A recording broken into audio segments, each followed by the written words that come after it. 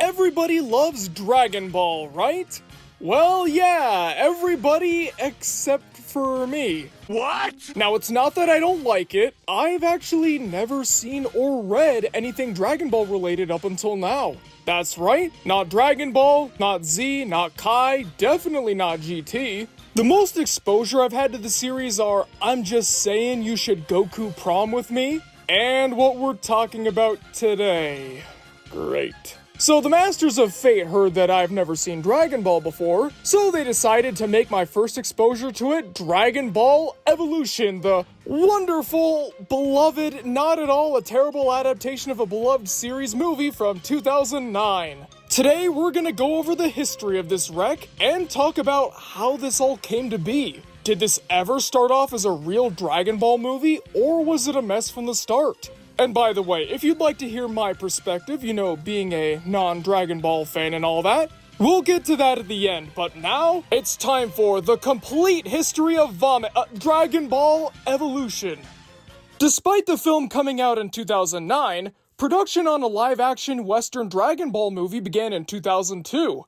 Fox was trying as hard as they can to cash in on this beloved property and get some of that sweet anime pie. See, this is around the time when Toonami was really starting to gain ground.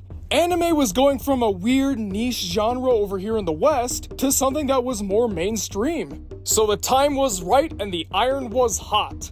But what was not hot was the pool of directors who would take the project on. Not a lot of people out there wanted to be involved with Dragon Ball. Some people who were approached were Robert Rodriguez and George Lucas, but no matter who they talked to, Fox could never seem to get anybody to come on board.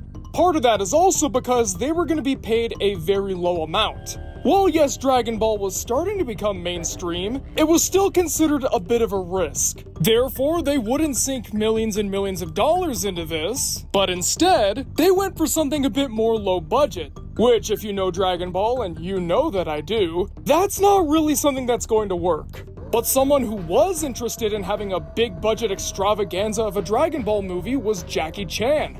He thought that with the right special effects team and a high enough budget, this could be something special. And in fact, he believed in the project so much that he wanted to be Goku. It didn't really work out, of course, because he was considered to be too old, but the gesture was still appreciated nonetheless. The concept of a live-action Dragon Ball movie was kicked around here and there all the way up until 2007, when the Writers Guild of America decided to go on strike. For the first time. I keep forgetting there was a second time. Sorry, I just don't watch any modern TV, so I don't really know what's going on.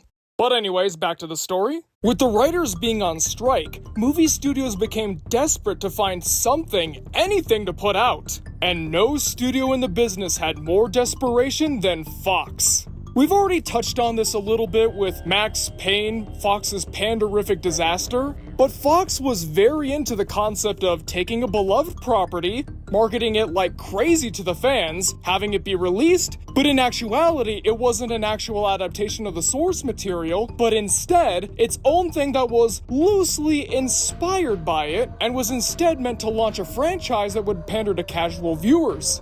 And spoiler alert, much like Max Payne, it didn't work for Dragon Ball either. Now, to be fair, the writers that they hired at first wanted to make a real Dragon Ball movie, but keep in mind, because Fox wasn't putting out near as many products as they wanted, they were starting to hurt financially, so the movie that they wanted to put out had to hit all the cultural beats. Every casual audience member had to recognize something they liked in this movie, and even if it didn't fit into Dragon Ball, every box had to be checked. For example, Goku was going to be turned into an awkward high school teenager because that's what the audiences are used to. I mean, after all, the Tobey Maguire Spider-Man movies were hot stuff in those days. Mai was essentially going to be a human robot with a tragic backstory because that would give the film some heart, and heart that audiences were used to and therefore wouldn't be put off by. And they also turned Yamcha into a dude bro surfer guy who loves money and saying funny things. Yeah, he would be the comedic relief of the movie for some reason. There were many other changes made to the source material, but you get the idea, right? Not only was the script modified to add some emotional and cultural pandering, but it was also cut down tremendously in order to make it as cheap, as possible. And remember, Dragon Ball would not work with a low budget, but they didn't care. All they wanted were cool action scenes and the ability to sell toys, if the movie proved to be popular, that is. Hong Kong filmmaker Stephen Chow was attached to the project, but only as a producer since, according to him, directing a movie based on a pre-existing property was something that was beneath him and something that he would not dare do. So instead, it was James Wong who was tasked with directing, and now it was time to find the cast. It took a long time to find the characters because they didn't have anybody in mind. No vision for who they wanted to be, Goku or Piccolo or whoever this is. In the end, they went with Justin Chatwin, who was very dedicated to the role. He read the manga front to back, he went through tons of training, and fully immersed himself in the Dragon Ball world. If only somebody told him that this wasn't actually based on Dragon Ball, then he might not have had to waste all that time. They also brought on Jamie Chung, Chow Yun-fat, Emmy Rossum, and James Marsters. James Marsters, I think, is the most important person to highlight here because he was a major fan of the series. To him, it was an honor to play the role of Piccolo in the first ever Western Dragon Ball film.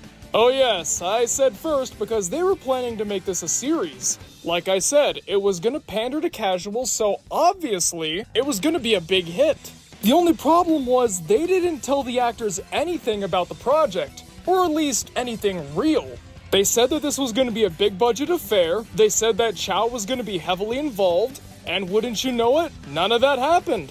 Instead, they were flown out to Durango, Mexico, and had to film this thing as quickly and cheaply as possible. By the way, speaking of Durango, that state's governor, Ismael Hernandez, was a huge fan of this Dragon Ball film. Not because he loved Dragon Ball, but because he was hoping that Durango, Mexico would once again be a viable area to film movies. The Dark Knight had already filmed some stuff there prior, so if Dragon Ball was also a big hit, this could be the start of something big. He gave the production tons of favors like cutting through red tape, bending over backwards to make them happy, and in the end, they were happy. Except for the actors, that is. The production reeked of cheapness. It was go in, shoot the shot, if it's good, great, move on. I think this quote from Marsters says it best.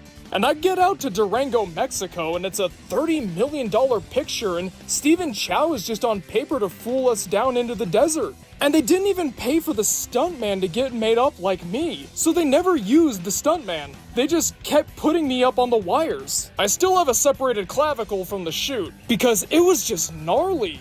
But I still wanted my son to like at least my part in it. And that became the mood going forward. This is unprofessional, no one really cares, let's just get this done and hope people have some fun with it. This, of course, resulted in some very uneven performances, with some characters acting like this is a campy comic book movie, others considering this a serious drama, and some of them, like Master Roshi, considering this just another episode of the anime with scenes like this. I am Muten Roshi, the Invincible!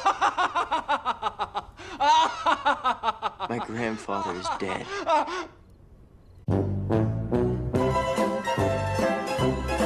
And by the way, Marster's separated clavicle was not the only injury to happen on set. There were lots of trips, falls, and Chatwin even got punched in the face. And normally, when movies are starting to get far into production, studios will release some pictures or behind-the-scenes events with casts. This is so that they can hype things up for the movie and get people to actually go out and see it. But it seems like Fox was aware that people were gonna get angry, because by now, Dragon Ball was most certainly mainstream.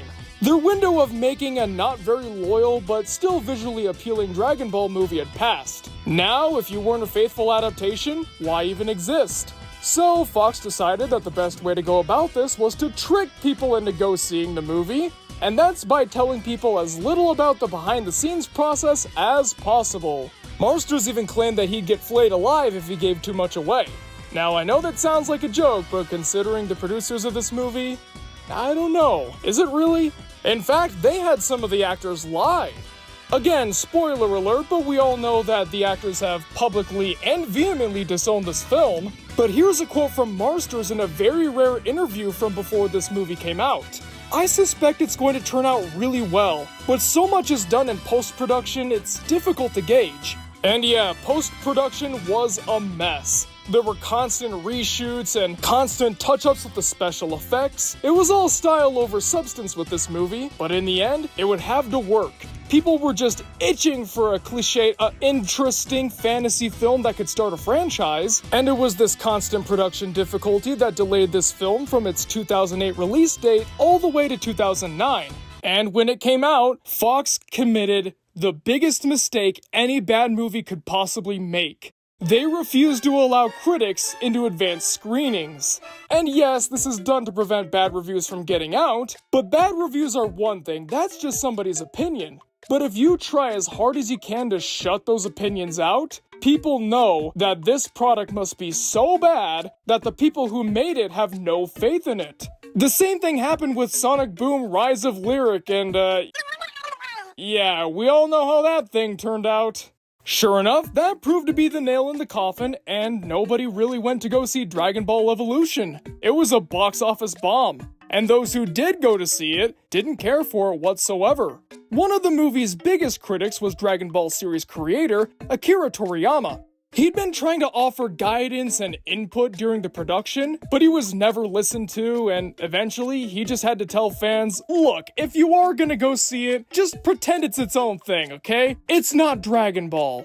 The fallout with Dragon Ball was so bad that all future plans for toy lines or sequel movies or anything else in this Dragon Ball Evolution line were officially shut down. This, combined with Max Payne's fallout, convinced Fox that maybe going down this path wasn't such a good idea after all. In the coming years, this movie would get denounced by everyone involved one by one.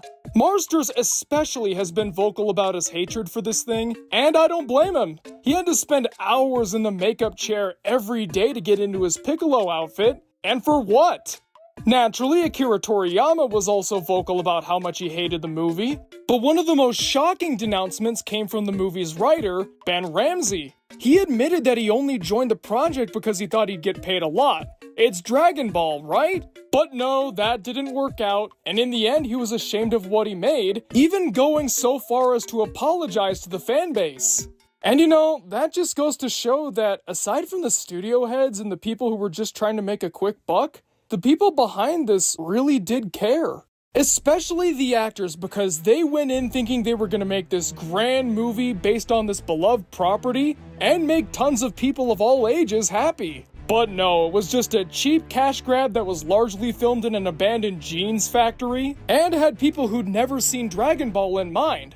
And speaking of which, as someone who firmly belongs in that category, what did I think of Dragon Ball Evolution? Well, if you don't care, skip to this point right here. But for those of you who want to know, I didn't like it. Now, I wouldn't consider it an abomination. I'd give it a 4 out of 10. Probably. It's just so bland and lame, and by the numbers, it's manufactured to be fueled off of cliches. There was one line in the first act, what was it? It was, Everybody's got a price. Not me. I groaned out loud when I heard that. That's like something you hear in fan fiction. I was going into this movie thinking, you know what? Maybe it's just bad if you like the original. Maybe, as someone who's going into it unbiased and with fresh eyes, I might like it. In fact, I was so convinced of this at first that I was all ready to compare it to Willy Wonka and the Chocolate Factory, saying, hey, they're both films that abandoned the source material and changed the tone to something that was more popular at the time, also miscasting the actors who, while cared about the project, were not right for the role, ultimately resulting in an uneven movie with a budget way lower than it should have been. But no, Willy Wonka and the Chocolate Factory, while it has its problems, is still witty and fun. Dragon Ball Evolution is just lame. I never once felt like I was watching characters or people or anything. I just felt like I was watching a bunch of actors saying some really bad lines and trying to take my money. Compare this to Speed Racer, which was being made around the same time. That was loyal to the source material. That had a visual flair. The characters were lovable, the writing was good, and whether you were a fan of the original series or someone who was just looking for a fun movie, if this is your style, you'd be happy. It's a well-made movie that legitimately cared. It appealed to both audiences without playing too heavy into one side. Dragon Ball Evolution, yeah, you can tell what it was trying to do. It's so rare when you get a movie this blatantly cynical and trying so hard to be a big hit, but it doesn't try to be a big hit in the sense of being clever or interesting. It just thinks that if it follows all the beats that other movies do, it'll be just as big of a hit. So yeah, while I wouldn't say it's one of my least favorite movies ever, I had a very rough time trying to sit through this whole thing, and I most certainly will never watch it again. And if you're wondering if this is going to be my starting point and I get into Dragon Ball after this, sorry guys, I just don't have the time. I'm sure it's great, but come on, I can't keep up with all this. If I did have that kind of time, I would get into One Piece because I've wanted to get into that for years, but come on.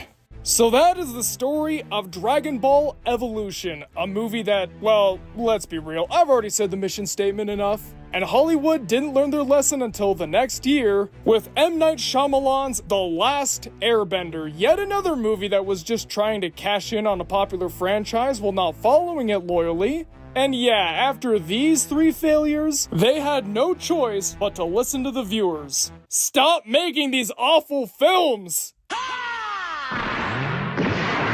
Well folks, thanks for watching the video. What'd you guys think? Please tell me what you think. I would love to see more people talk about how, even though this is a bad Dragon Ball movie, it's just a bad movie in general. You know, I was actually going to open up by saying, this is the worst Sonic the Hedgehog movie I've ever seen. Because it feels more like the Sonic movie than what I know about Dragon Ball. Anyways, comment below and let me know because I'm always excited to hear what you guys have to say. And now it's time to thank our wonderful Patreon people, starting with our Masters of Fate. Chan 11, Drew the Stew, Kev Messick, Platinum Bass, Quiet Chap, Ryan Williams, Timey, and Woody Woo. And now our executive producers, Albert Robinson, Blackjack, H.R. Hoffman, Indiscreet One, Leaf Storm, Orsinus, Ravioli Supremo, Unkale, and who else but Zane. If you two would like your name read at the end of every Media Mementos video, then please consider donating to the Patreon. There's a link in the description below for you to check out. Also, there's a link to the channel's Discord server, so stop on by and say hello. Alright folks, thanks for watching the video, and I'll see you guys next time.